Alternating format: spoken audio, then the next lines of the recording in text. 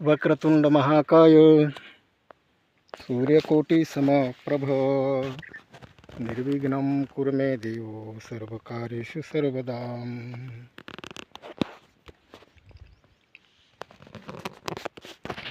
चरितं रघुनाथस्य शतकोटि प्रवेस्तरम् एकैकाक्षरमपूसां महापातकनाशनम्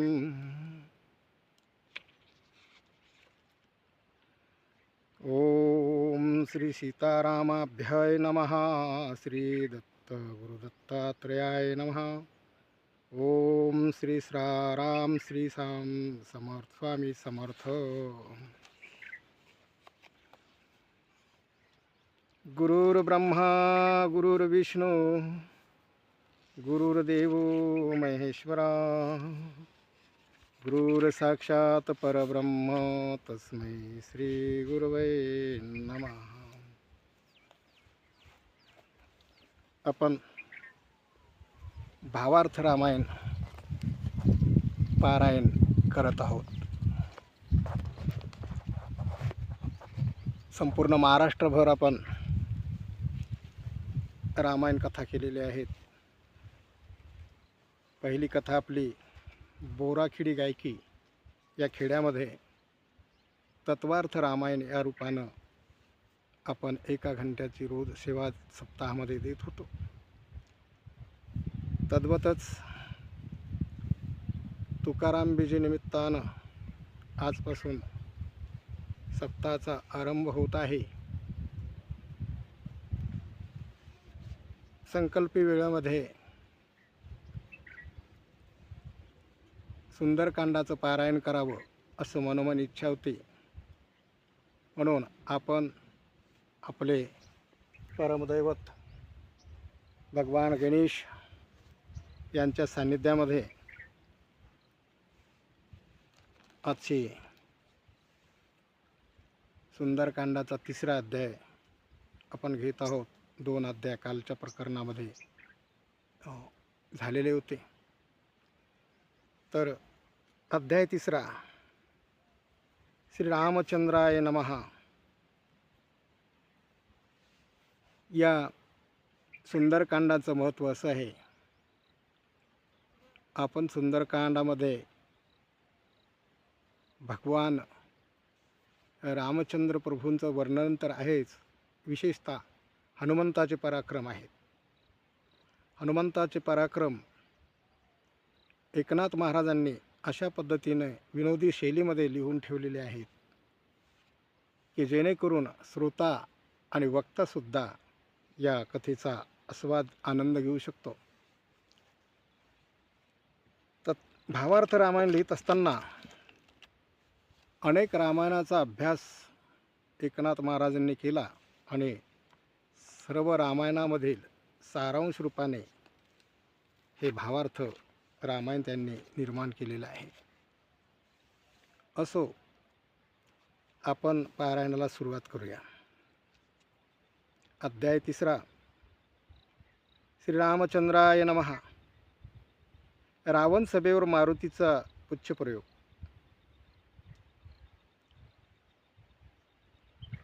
बाजारपेठा आणि विभीषणाचे मंदिर पाहूनही सीतेचा शोध लागला नाही, म्हणून हनुमंत पुढे शोधता शोधता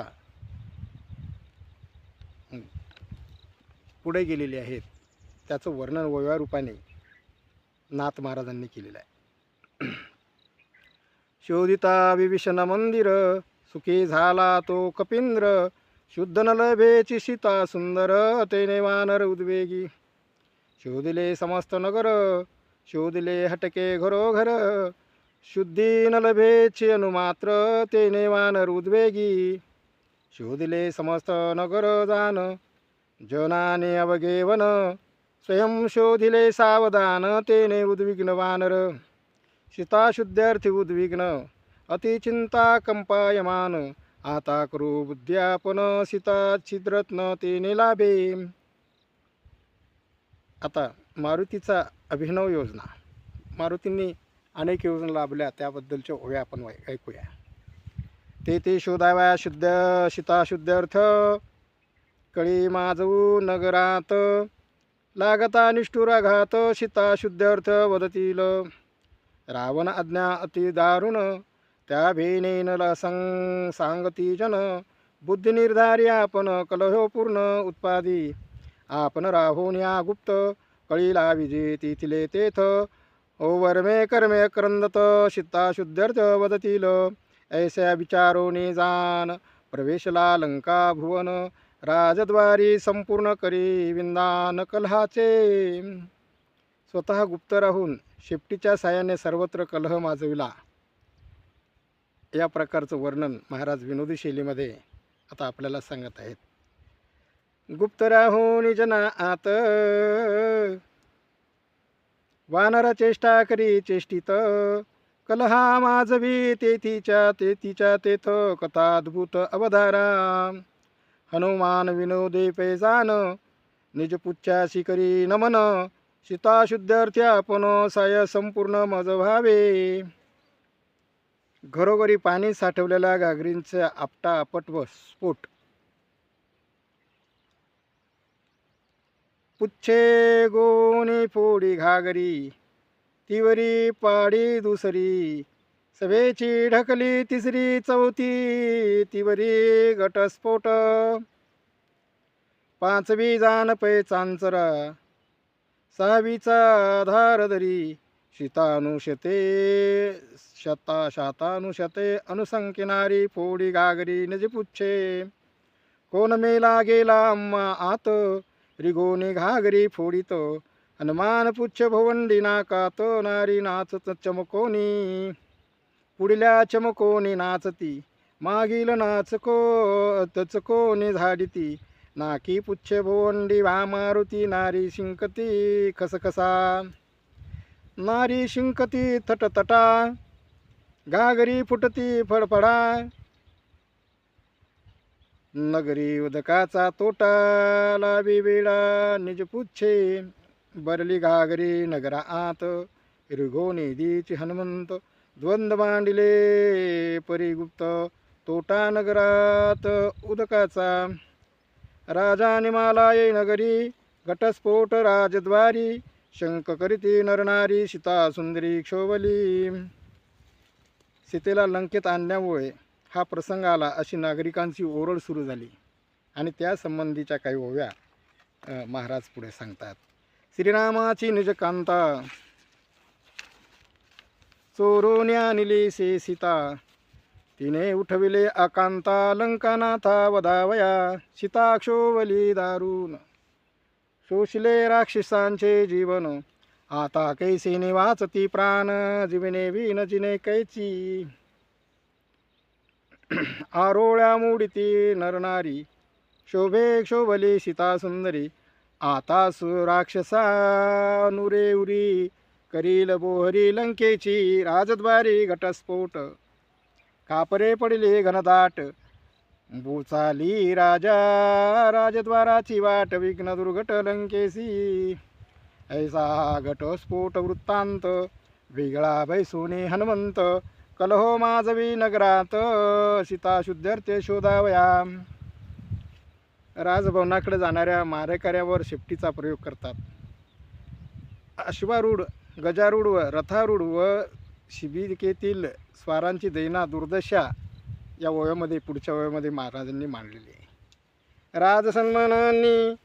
सन्मानी महावीरी अश्वी चढोनी राजद्वारी हो हो मामाजी जिकारी नाना परी नाचविती पुच्छ गोने अश्वपायात विरातून लगशी पळाडीत दांत घालून घशात करी रक्तमुख त्यांची पुच्छाश्वाचे पाय खडित विरामुखी अशुद्ध वाहत ऐसे योद्धे संख्यात पडले कुंतत अतिदुःखी तैश्या वीरांच्या कोडी उचकुला त्यांची घोडी राजद्वारी घाली उपडी दांत पाडी वीरांचे तोंडे ठेचले अश्वपती तैसीच राजारूढांची गती पुच्छे दांडिले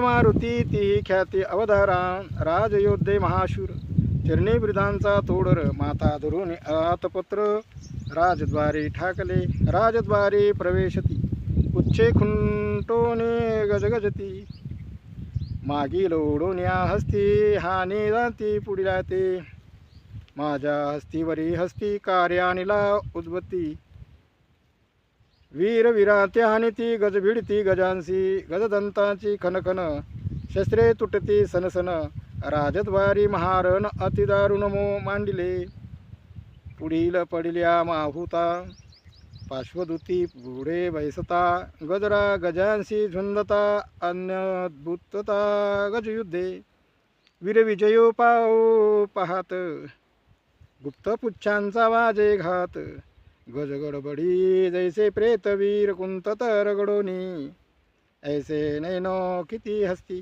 गुप्तपुच्छांचे आघाती लोळविले ते कुंतती गजपंक्ती गांजोनी रती बैसोनी राजकुमार कनकदंड रळती चवर पुढे वाजंत्र्यांचे भार राजद्वारा ठाकिले गुप्तगती थोकिली थोडी पुच्छे सारथियांते ओढी लागवेगे ध्वजासुडी कुमर पाडी क्षितींसी महावीर पडता क्षिती त्याचा रथ त्यावरी उलती चारी घोडी होता पालती कुमर कुंतती दडपोन वारू सारथी महारथी एक वेळी ते पडती वाजंत्री शंख करीती क्षिती लोळती चवरधर ऐश्या रथांच्या कोडी हनुमान गुप्त गाते मुडी पुच्छ नाचविल्या उडी रथांची घोडी फडफडती ऐसे वीर नेनो किती पडले राजद्वारी हुंबती खाट दांडिया उचलो निनेती तीही विती गुप्तघाता मागिला मागे पांपरी पुढला पुढे रणभरी एवढा वळसा कोण करी निर्धारी लक्षणा शोभली श्रीरामाची कांता तिने सोडिल्या ती उत्पाता करील राक्षसांच्या घाता लंकानाथा समवेत प्रधान वर्ग राज सन्मानी बैसोनी येता सुखासनी पुच्छ भोवंडिता भोवांचे कानी भोयांची कानी दोघे चमकोनी पाहती भोई नाचती तडतडा कान झाडती फडफडा पुच्छे लाविताची वेडा पालखी पुढा आदळली दरणी आदळता पालखी दांडी मोडून वाजे मस्तकी प्रधान वर्ग झाले दुःखी अधोमुखी आदळत. आता इतर मानकऱ्यांवरही त्याचप्रमाणे प्रयोग होतो, त्याबद्दलचे ओळ आपण ऐकूया. भूबाट केला सेवकी एक शिंपती उदकी सावधान होता एकाकी हासी जे लोकी लंकेच्या रावणापासी अतिसन्मान त्याशी राजद्वारी अपमान हसता देखून या जन क्षोभायमान त्यावरी सगृत त्याचे नित्यच चौशेरी या वेगळे भजन करी रचित वेतन देता करी राजद्वारी पडिले भोयांसी देता बुक्याला था ते म्हणती का मारिता वृथा भूत चेतवी श्री रमाकांता अपन मानता तेने तुम्हा ऐशिया पालख्यांच्या हरी हनुमान उलथी पुच्छे करी या अवकळा करून भारी धुळी माझारे मिळविले पालखी मोडली नये कामारी खाटदांडी प्रधानांसी कुंठी तगा दाडिले घरासी अपमानासी राजवर्गी लंके माझी